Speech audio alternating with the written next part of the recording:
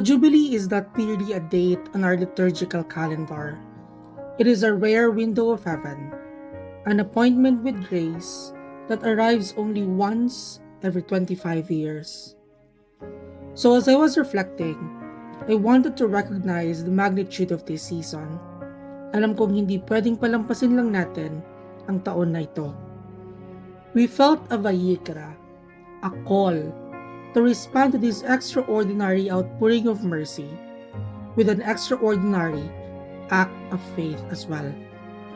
While we were encouraged to seek the Jubilee graces in local pilgrimage sites, the spirit of the Siglot is a tying of knots, symbolizing our collective prayers as one ministry. We envision Siglot Jubileo, a journey to 100 churches. Each sanctuary became an altar. Each visit, a korban, an offering intended to draw the world closer to the heart of the Father. But this was not a journey meant for ourselves. We carried a single burning intention on all our visits. We have been praying for only one prayer intention in the 100 Jubilee Church visits that we did. And that is the combination of the conversion of non-believers and the return of the apostates. For every church visited, we pleaded for those who have wandered from the light or have yet to see it.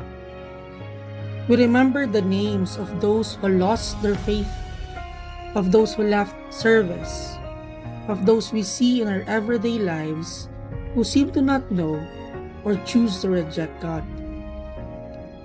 We stood at these 100 altars as intercessors, asking that the release of the Jubilee would break the chains of doubt and bring the lost home to their inheritance. As we close this Siglo Jubileo, our 100-fold offering is complete. We have answered the call. We have sown the seeds of mercy. Now, we enter the rest, the Shabbat of the Jubilee, trusting that He who called us will bring every soul we carried to the glory of His presence. Masdan mo ang ingas ng pag-asa at ang awit na may pakinggan na tunay nating makakamtan ang buhay na walang hanggan. Yung Siglo Jubileo, lagi ko siyang maaalala talaga. So, sa year 2025, yung naging experience ko bago ko pa siya tanggapin as bilang committee. Alam ko na yung consequences, alam ko yung mahirap yung gagampanan. Pero sabi ko nga, all for the glory of God. Tinanggap ko yun kahit na may trabaho ako. Usually, Sabado kami nagsisiglot, the struggle, knowing na walang tulog, walang kain. Then, mabiyahe ka, maghapon kayong maglalakbay, church by church. Yun yung sacrifices talaga na in-offer ko. Not for my personal prayer, but then knowing the purpose of Siglot is for the prayers para sa mga kapatid natin na apostate and non-believers. Doing all of those, every single Siglot na sinamahan ko as a committee, nagpapasalamat ako sa Lord na binigyan ako ng chance na maging way yon para mag-journey kasama yung youth at ipanalangin yung mga kapatid natin na hindi pa na-encounter yung Lord, for them to have the relationship eventually, or para sa mga kapatid natin na manumbalik sa Diyos. So, I know na hanggang pagtanda, itong Siglo Jubileo na ibinigay sa atin dito sa Youth Cluster ay dadalhin ko as one of my core memories in my life. During Siglo Jubileo, maraming challenges na na-encounter bilang committees, bilang mga kasama sa pilgrims. During Siglo Jubileo pilgrimage sa Diocese of Malolos, na-encounter namin dati yung nasiraan ng sasakyan, tapos yung na-traffic sa daan, tapos umulan.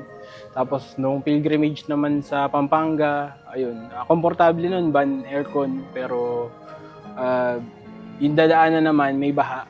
Ayun. maraming challenges and na-encounter along the way. Pero part yun ng journey, part yun ng, ng offering, ng sacrifice para dun sa mga pinapanalangin natin, yung purpose kung bakit natin ginagawa yung Siglo Tobileo para sa mga kapatid natin na apostates at non-believers na bilang mananampalataya, bilang pilgrims of hope na kumakapit tayo sa pag-asa na yung panalangin natin, yung sacrifice natin, meron tayong maabot na even one soul na mailapit kay Lord, na maramdaman din yung init ng pagmamahal niya. Yung idea lang na yun na meron kang nadadalangin ng mga kapatid mo na hindi pa nila na-experience yung love ni Lord, enough na yun para endure yung mga sacrifices, yung challenges along the way para ipagpatuloy yung biyahe, yung pilgrimage. Dahil alam mong meron kang dinadalangin na kapatid mo na never pa nila na-experience yung pagmamahal ni Lord, yung init ng pagmamahal na kamukha na na-experience mo.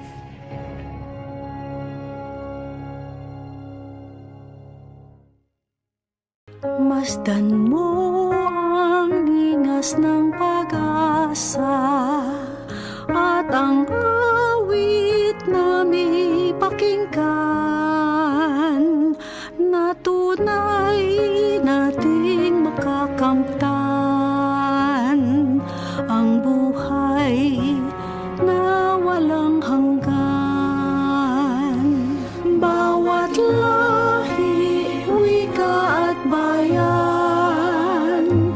ang salita mo